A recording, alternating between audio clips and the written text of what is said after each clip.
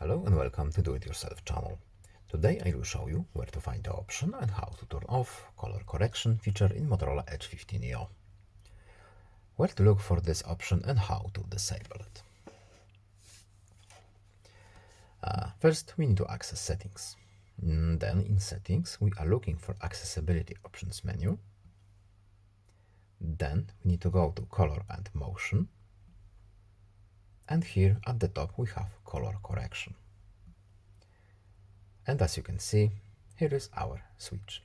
Of course, we can change color filters if we want to.